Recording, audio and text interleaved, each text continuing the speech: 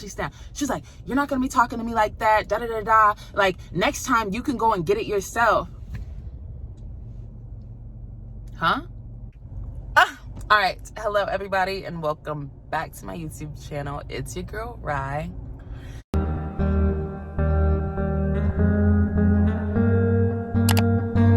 Y'all, I'm currently just sitting here waiting in the car, and I really just kind of wanted to start a story time for y'all because, like, I've been waiting to tell this story. So, y'all know in healthcare, there's, like, always some stuff that's going on. I wanted to tell y'all the time that this tech tried to get an attitude with me or tried to go off on me. So, let's just start here. Y'all know me. I am a nurse, a registered nurse, and I do work like in progressive care where patients are a little unstable. They might be requiring oxygen. They may be requiring certain medications to keep their heart rates up. You know, it's just like they aren't as stable as normal med-surg patients would be. So it's very important that you're vigilant and like staying on top of their care to where they don't rapidly decline. You know what I mean? We want for them to get better and go home. So let's just start the story time. We were on a shift, me and an aide. I hadn't had major issues with this aide before. She is an older lady, and I can tell the story now because she's retired, and so it's not like it's gonna come out or anything. And I'm not, for the purpose of this video, it's not to bash anyone. All of this is water under the bridge. I'm not holding any ill feelings. Like, me and her, everything has resolved, and you'll hear how it all resolved throughout this story time. But it's just like, it's not funny. It's funny now looking back, but I wasn't laughing when it was happening because who are you talking to? But nah, just give me a second. We're gonna get into it. All right, so let's just start here. Let's give her a name. So we're gonna name this healthcare tech, and I would always call her like Miss So-and-so because I'm respectful and she's like old enough to be my grandmother. So of course I would say Miss So-and-so. Let's call her Miss Tech. Let's just say Miss Tech because I really don't feel like coming up with a name. So you guys, so let's just say patient A because I really don't recall like exactly what the patient had going on. But let's just say I walk into patient A's room and I'm just like about to start giving care. Oh no, that's not even how it started, right? So our patients in the progressive care unit, they're always on cardiac monitors, right? A cardiac monitor is going to show you their heart rate, and then they can be on like continuous pulse ox, which is going to show you like their oxygenation status. So you need to know oxygenation status for patients that are on oxygen or patients who don't oxygenate well, so you can see if there's a decline and you need to go in and give some additional support. You know what I mean?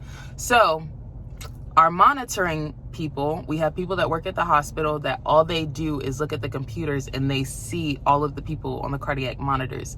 They can see when their heart rate drops, they can see when their oxygen levels drop and all of that. And when they see that, they call the nurse, me, and they'll say, hey, Mariah, patient A or patient B, their heart rate just dropped, or patient A, patient B, their oxygen is in the 60s. Normal oxygenation, we want for it to be 92 to 100%. So the people called me and they said, hey, Mariah, patient A, their oxygen level's dropping. I need for you to go in there and check on them. I said, okay, I'm on my way. Knock, knock, knock. This is me coming through the door. I come into the room and I see patient A lying on the bed. While patient A is lying there, I see Mrs. Tech next to the bed, and she has her vital sign machine and she's getting the patient's vitals. So the techs get vitals like 4 times a day, 8, 12, and 4, so that we can, assess where the patients are and give them meds based on that. So she's in patient A's room on the side of the bed giving the vitals, which means that she has like some equipment hooked up to him.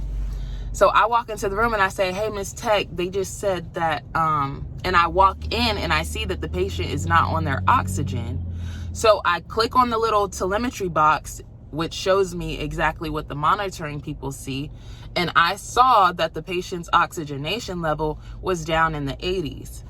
So I say, Mrs. Tech, can you hand me the oxygen off of the wall?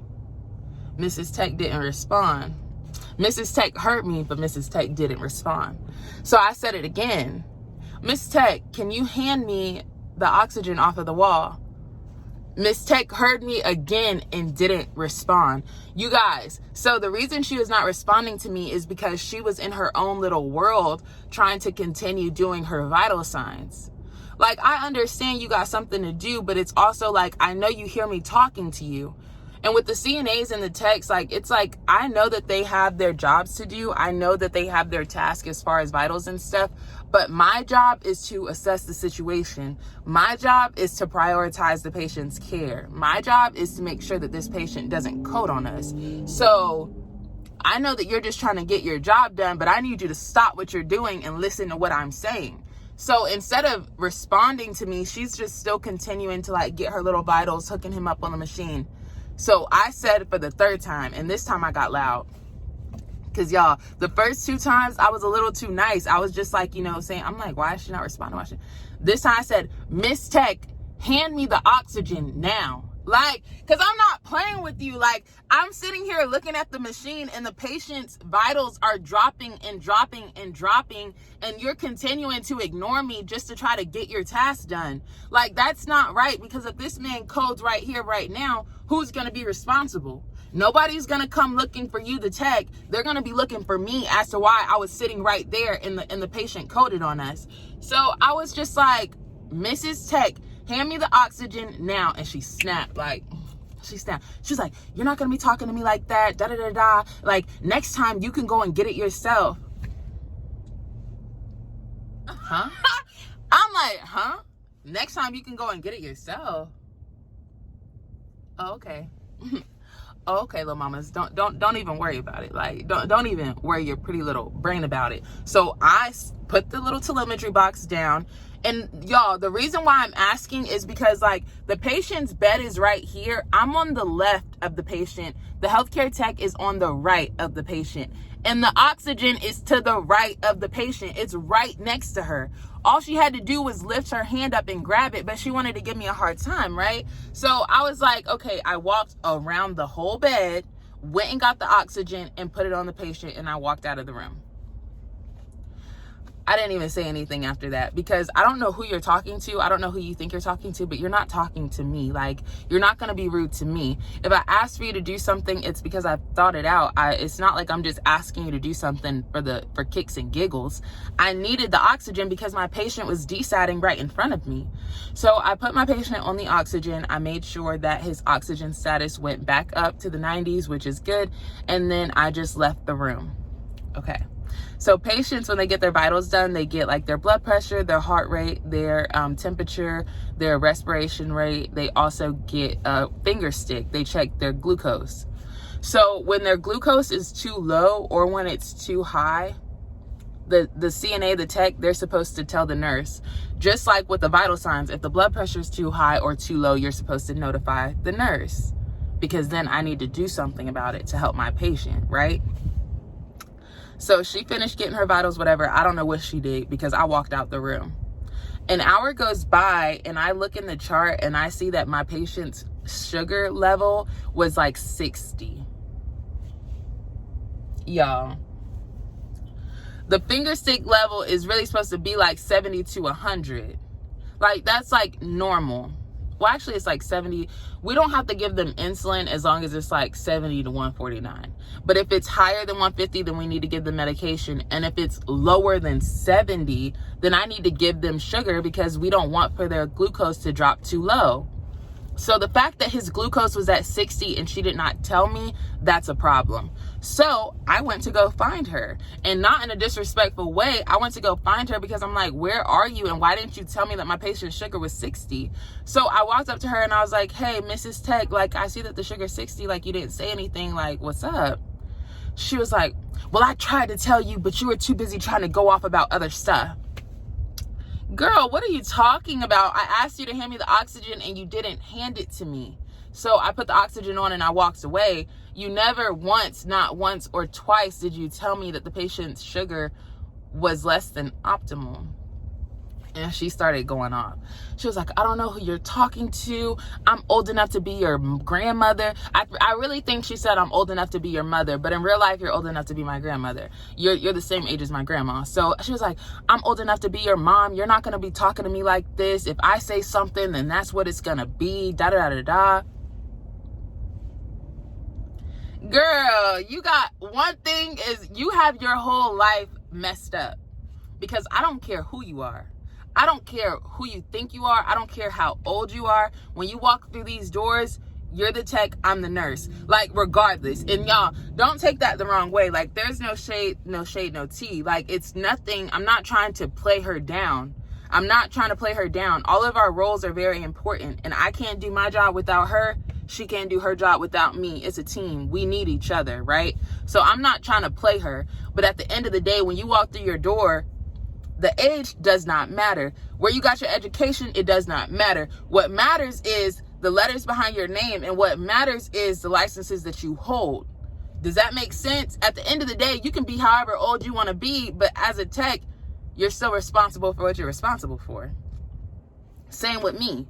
I can be as young as I want to be, but at the end of the day, I'm still responsible for what my license is responsible for. Does that make sense? So when she said that to me, I felt so attacked, because I'm like, not only am I a higher rank than you and you don't want to listen, now you're also trying to say that just because you're older than me, that means I have to take order from you. How does that even make sense?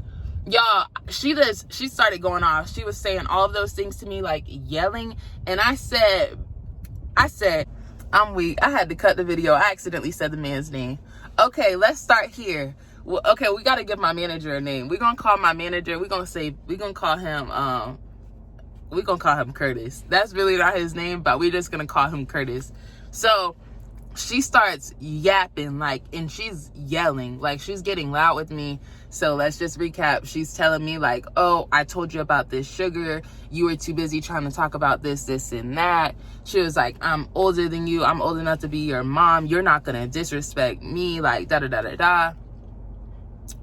I turned around and I went up to the charge nurse and I said, go get Curtis. Like, go get Curtis right now, because I'm not about to do this. Like, I'm not about to lose my license behind somebody being childish. I'm not about to have my patients go into this sudden issue because on account of some childish stuff. So I said, go get Curtis right now.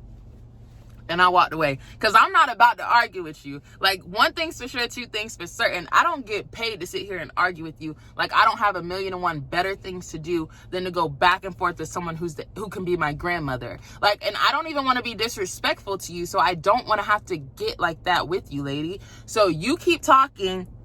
I'm going to go to the charge nurse and I'm going to say, go get Curtis, because this is about to stop right here, right now. Y'all, next thing you know, Curtis walked through the unit. Like, it was less than 5 minutes. Like, I swear to you. And y'all, let's just also put that out here too. I was not the only nurse that was having issues with Mrs. Tech. Mrs. Tech, and that's why she just retired. Like, you know, no offense, but she was just getting very tired of the job. Y'all know healthcare, like, it can be very, like, you can burn out very easily. And she had been working for a very long time, and the COVID and all the numbers really caused our workloads to be very stressful. Like, we were all stretched very thin. So that's why I don't hold it against her. That's why I'm not, like, mad about it, is because I know that we were all stretched thin. I know that you had a lot to do.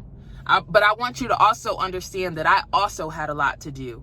And I was just trying to do my part. You know what I'm saying? I wasn't trying to, like, give you a hard time. I just want my patients to stay alive. That's all that this is about. It's all about our patients getting out of here and getting home.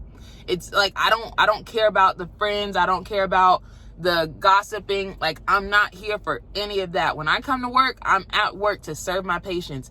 That is it. Like, literally, that's it. So I said, go get Curtis. Next thing you know, the charge nurse, she had to go get him. And then he walked through the unit and he was like, okay, Mariah, like, you know, come over here. Mrs. Tech, come over here. And we had to go sit down in his office, right? And also he went and got the assistant manager. So it was Curtis, the manager.